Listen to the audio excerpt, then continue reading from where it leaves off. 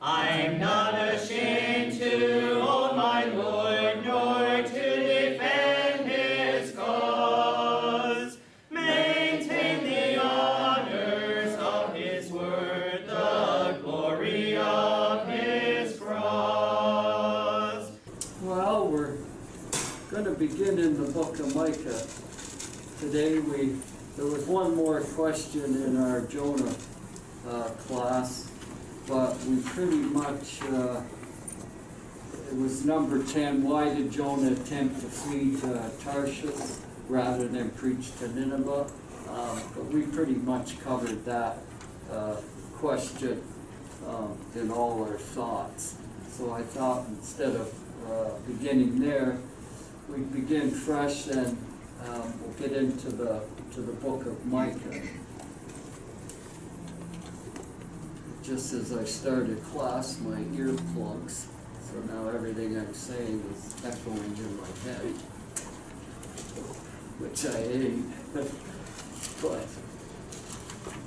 could be worse, could be leading hymns, I guess. Well, the Book of Micah now is the 33rd book in the Old Testament, and it's the 11th in the Old Testament book of prophecies, and it's the 6th book in our study of the minor prophets. Now, the theme of Micah concerns the need for justice and holiness in the lives of God's people. If you turn to the book of Micah, chapter 6 and verse 8. And this is what God expects of his people. Maybe this week we'll start with you, Tim. We'll work on this side this morning. Micah 6 and verse 8, please. You read that when you get it. And it'll be interesting to know that Micah, if you remember Isaiah prophesied to rulers in the city. He worked with the upper class, the leaders, the people in the city. And Micah now works with the common working person in the farmlands where he was. And so we keep that in mind as we read a lot of these verses. So Tim, chapter 6 and verse 8. He has shown you, O man, what is good, and what does the Lord require of you. To act justly and to love mercy, and to walk humbly with your God. Okay, and we'll touch on that verse a little later on. But he centers upon justice and holiness. To show mercy and to walk humbly demands that we be holy in order to do that. And he also emphasizes the fact that God's people will be punished for the lack of these characteristics by a God who is perfectly just and holy. When you turn over to chapter 3, and we read a verse each. And we'll begin at verse 9, Sandy. 9 to verse 12, and we'll read a verse each. Hear this, you leaders of the house of Jacob, you rulers of the house of Israel, who despise justice and destroy all that is right.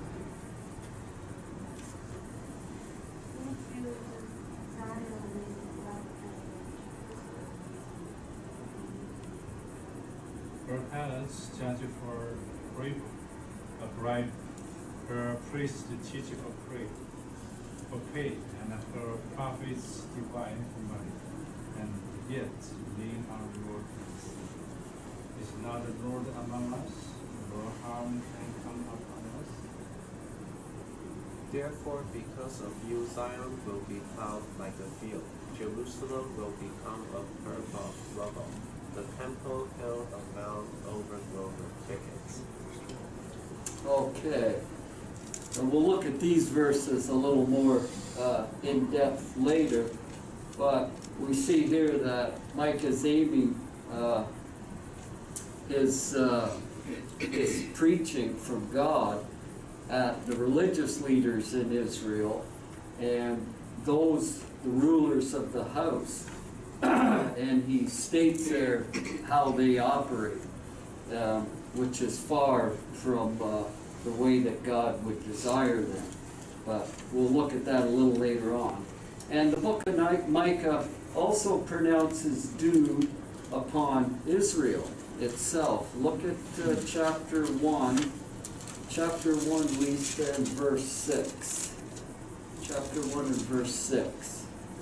Therefore I will make Samaria a heap of ruins in the field, places for planting a vine.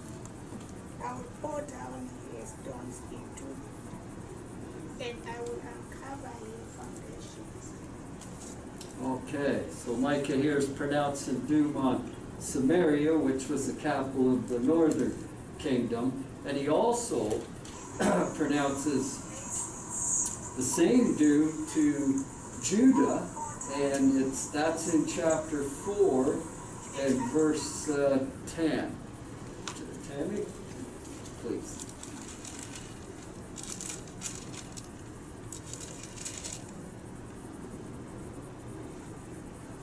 Be in pain and labor to bring forth, O daughter of Zion, like a woman in birth pangs. For now you shall go forth from the city, you shall dwell in the field, and to Babylon you shall go. There you shall be delivered. There the Lord will redeem you from the hand of your enemies. Okay, so we see that Micah is pronouncing doom on Israel and Judah for their sins. While at the same time, though, he offers hope of salvation for the faithful. And then verses 6 and 8, Colin Gord, do you want to split that up? Micah 4? Chapter 4, yes, and verses 6 to 8. Verses 6 to 8. In that day declares the Lord, I will assemble the lame and gather the outcasts, even those whom I have afflicted. And the lame I will make the remnant, and those who were cut off a strong nation, and the Lord will reign over them in Mount Zion, for this time forth and forevermore.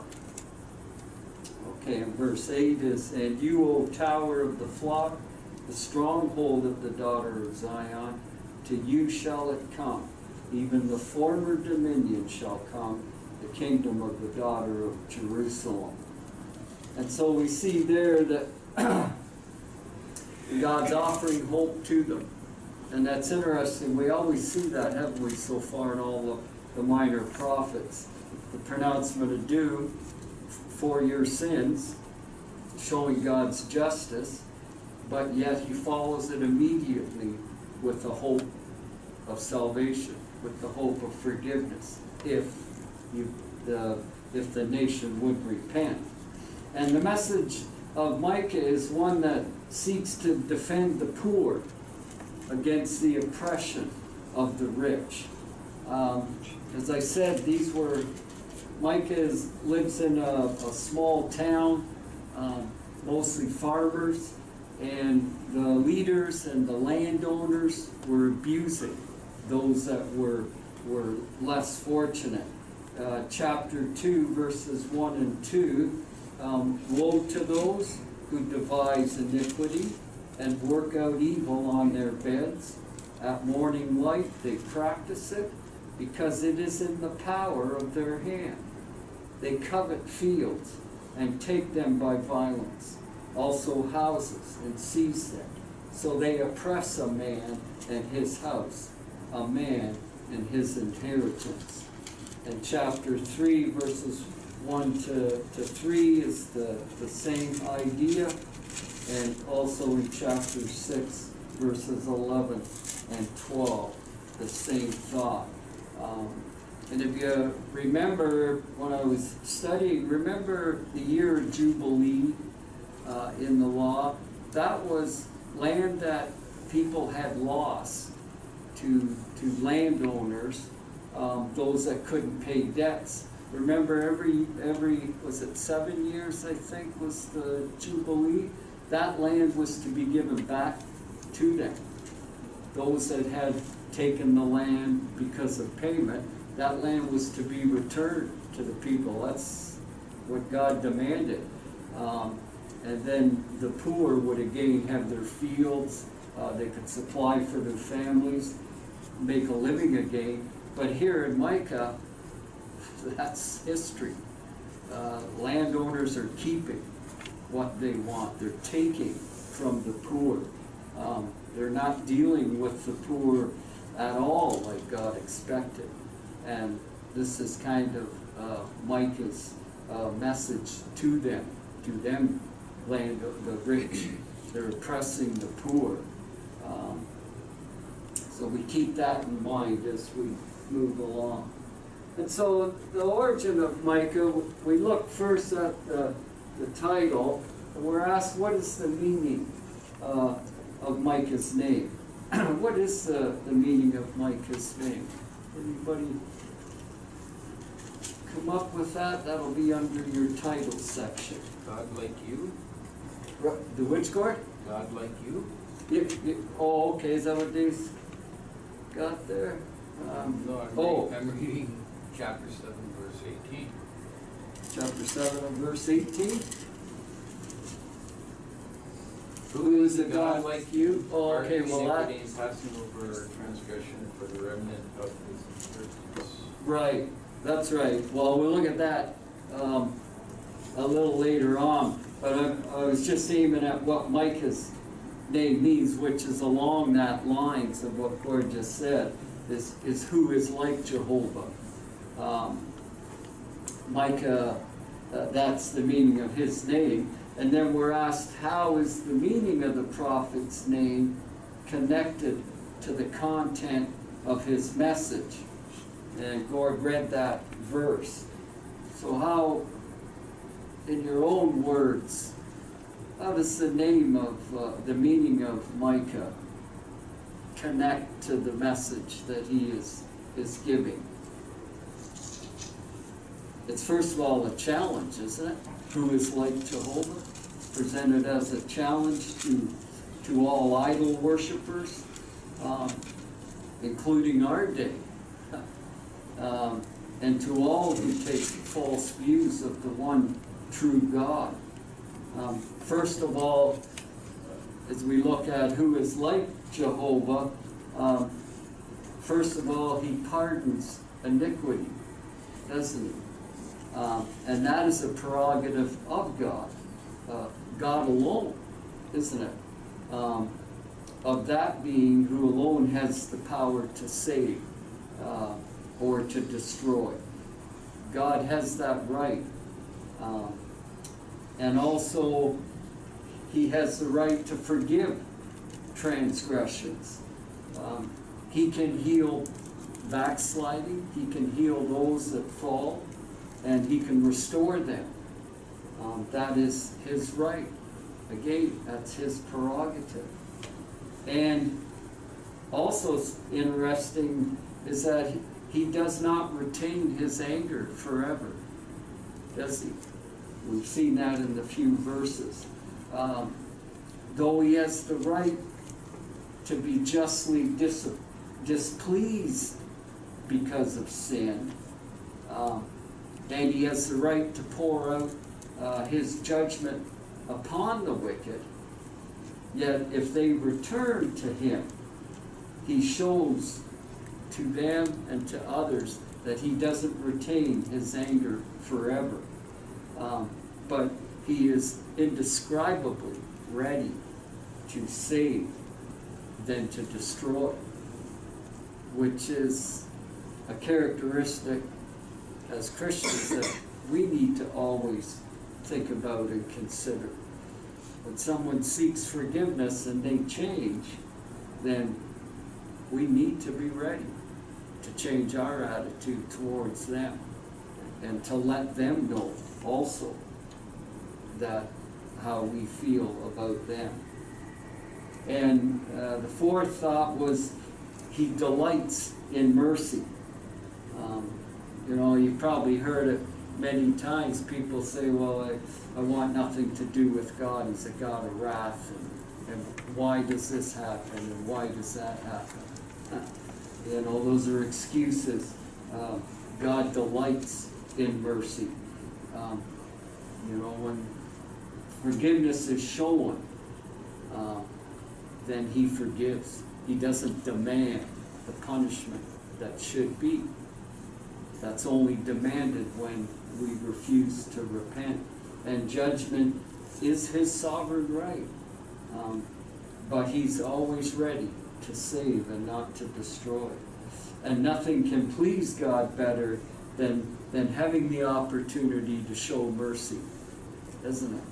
To show mercy to the repentant sinner so that we might not perish for eternity. So those are kind of just a few thoughts that are connected with the message of Micah. And also in the origin, we look at the author, and Dave asks us, what is known of Micah's background, and how much of an impact did his message have? First of all, there's not a lot known about Micah beyond his name. His place of origin and the personal tone of his book is really all we know of Micah. He was born in a rural village of Morsheth, Gath, and I had a map of that. You can see he was about 25 miles south of Jerusalem, and Dave doesn't have that marked on here, but it would be down in around here somewhere. It wasn't that far from Jerusalem, but it was on the edge of the fertile farmland, and that's why we see a lot of the prophecies more towards the working class. He was in the lowlands of Judah, near the region of Cilicia. And he prophesied during the reigns of Jotham and Ahaz and Hezekiah. And even though there's little known of Micah, it's important to note that his work was still well known to the inhabitants of Judah a century later. If you turn back to Jeremiah 26. Jeremiah 26.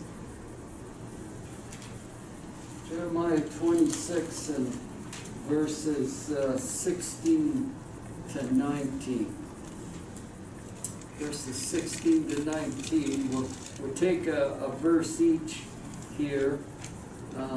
We're over to Tim. We'll go back to Jeremiah 26, and the scene here is Jeremiah, the priests and the people. Jeremiah has prophesied to them against the city and charged them with their sins, and they want to kill them. This is that scene where they want to kill Jeremiah.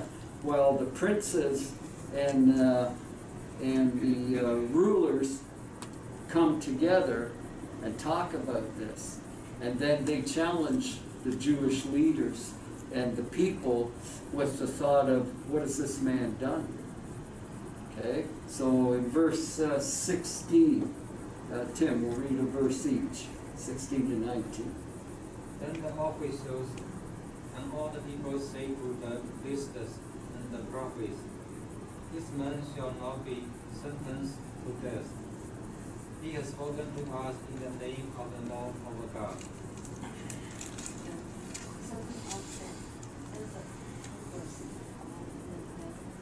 Those are spoke all the assembly of the people, saying, My God of the Moshe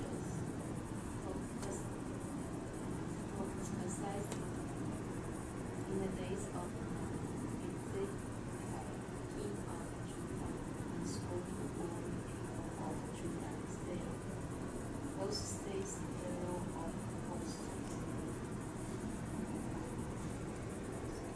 Zion should be plowed like a field. Jerusalem should become heaps of wheat, and the water of the throne will use of ponds. The king has a fear of Judah and all Judah, as he declared to them, he did not fear the Lord, and the fear of the Lord, and did not mourn change his mind about the disaster that he had pronounced against us, as we are about to bring great disaster on ourselves. Verse 19. Oh, did Andy read 19? Oh, the Chinese version throws me sometimes. I can't. Okay, I'm sorry, Andy. Okay, well, here what we see, the point is that 100 years later, okay, what Micah had prophesied, the rulers, the elders, rose up and reminded the people of what Micah had said. And so we see that his efforts were still being remembered at that time. And Micah 3 and verse 12, I'll grab that, Micah 3 and 12 is the what we just read, what he said and what the rulers in Jeremiah's time remembered. Therefore, because of you, Zion shall be plowed like a field. Jerusalem shall become heaps of ruins, and the mountain of the temple like the bare hills of the forest. So the point is that there's little known about Micah, but what he prophesied was still remembered. So we see that his efforts weren't useless, didn't go unheeded, which is interesting. And Micah prophesied in Judah actually at the same time as Isaiah prophesied. We read that in chapter 1 and verse 1.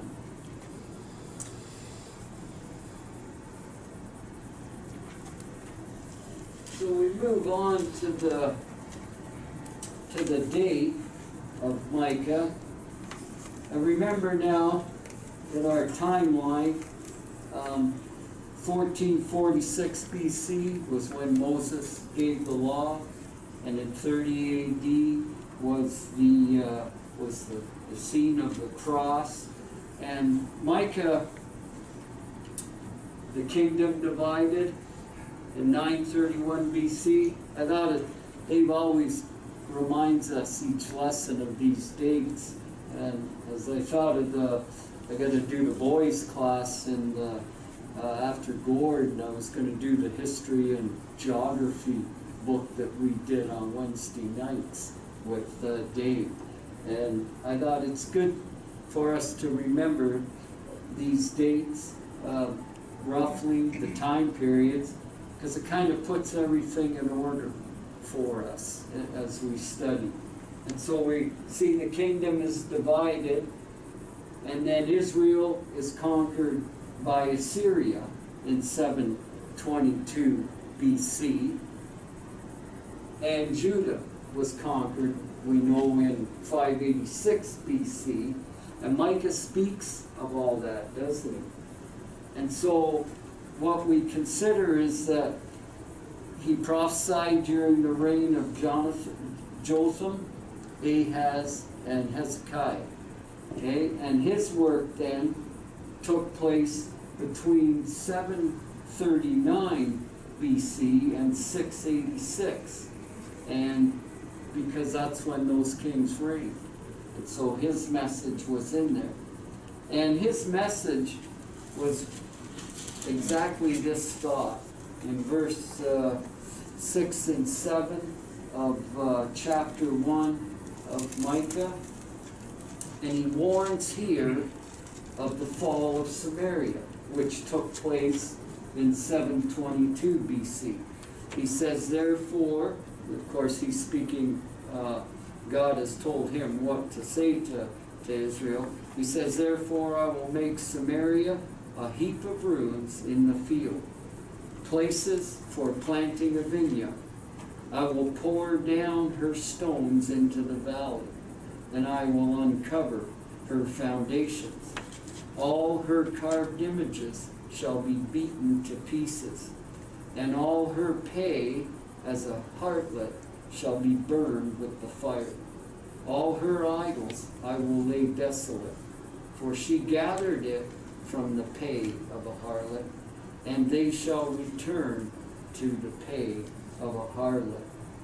So Micah warns here now, Samaria is going to be devastated. It's going to be leveled. Nothing will be left. Nothing of their idols, nothing of their buildings. That's the idea there when it says that I will uncover her foundation. Everything's going to be leveled, God says.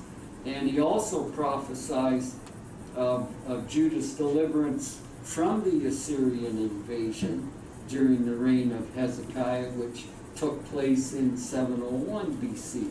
And we read that in chapter 5, verses 5 and 6.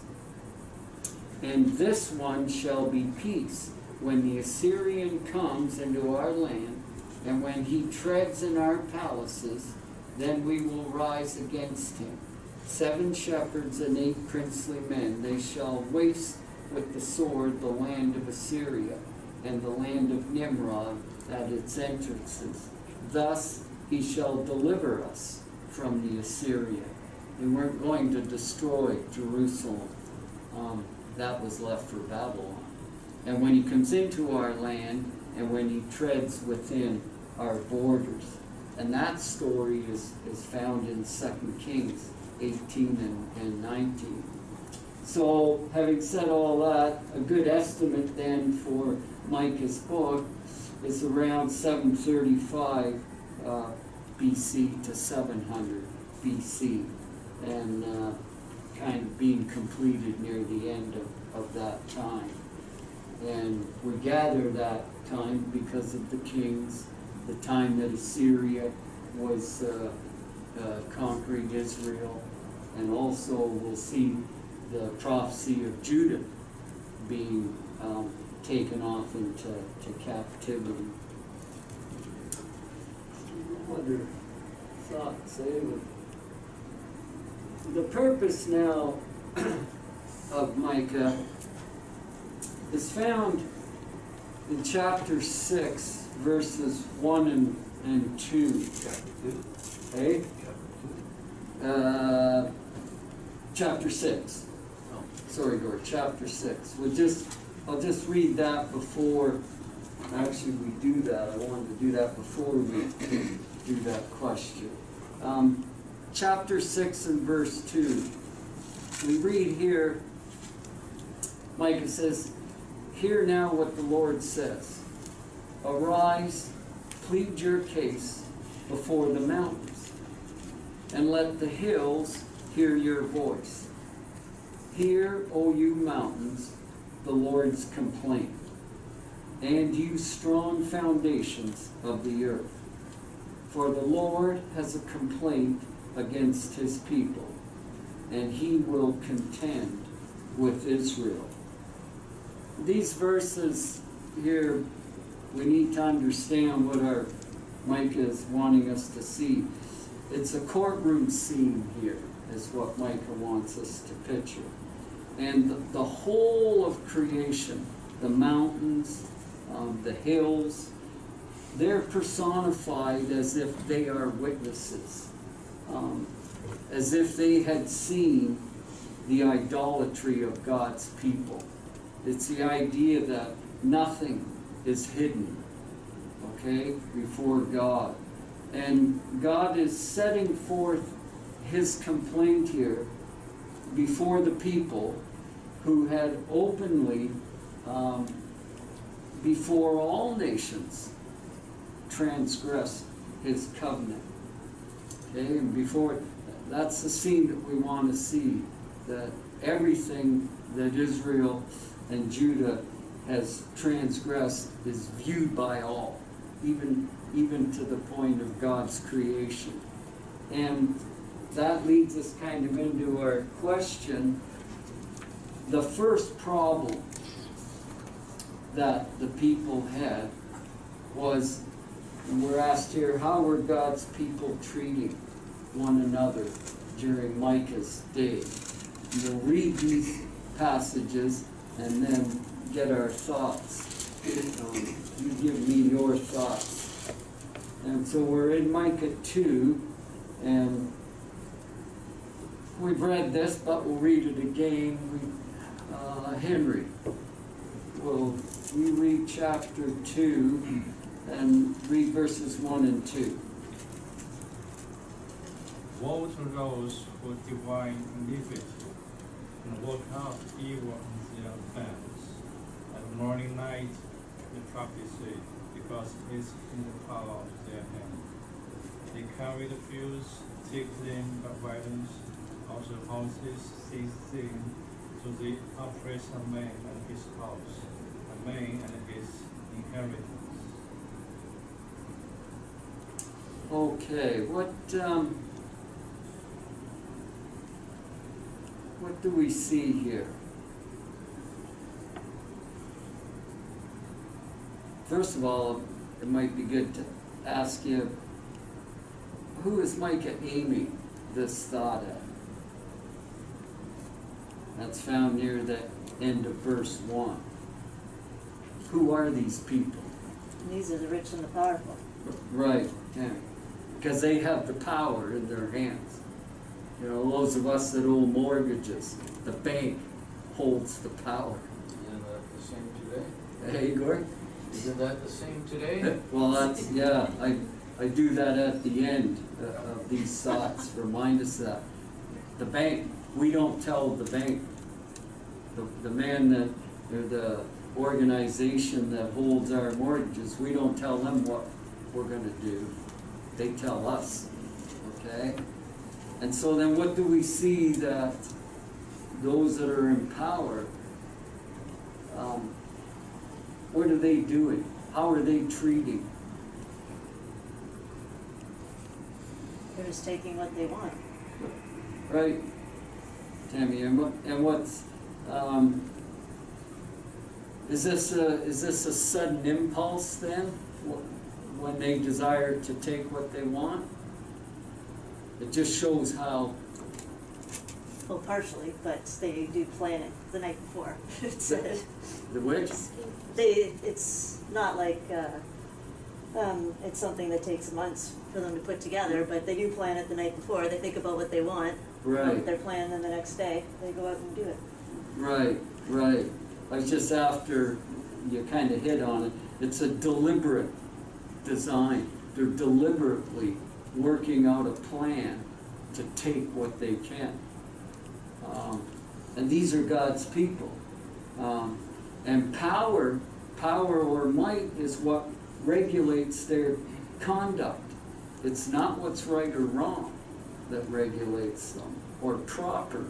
It's what is powerful, what they can have. And where they can, they oppress deliberately. And the only thing then that stops them is their inability to do it, if it can't be carried out. If they can't take back from you somehow, then they have to leave it, and they go on to the next person. And we see that in these verses. And these are God's people. That's why I had mentioned the year of the Jubilee. That was to land that had been taken for debt was to be given back. But we don't see that. And then in chapter 3 verses 1 to 3, Jerry, you read a verse, and then we'll go over to Jonathan and Lisa. chapter 3, we'll finish this one. Chapter 3, verses 1 to 3. Then I said, listen, the leaders of Jacob, the rulers of the house of Israel, should you not know justice?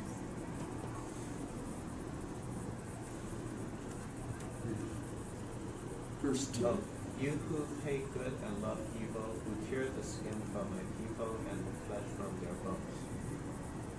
Who also eat the flesh of my people, fly their skin from them, break their bones, and chop them in pieces, like meat for the pot, like flesh in the cauldron.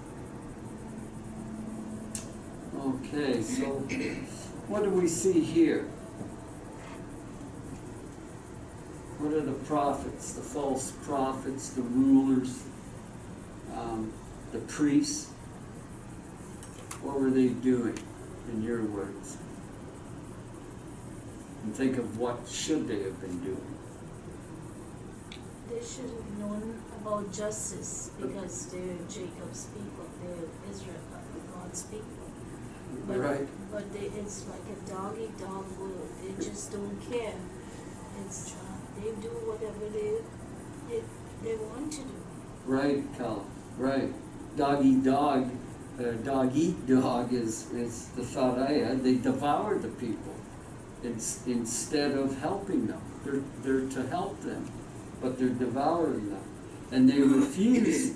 We also see there that when they do decide to help, they only help if they receive money back, don't they?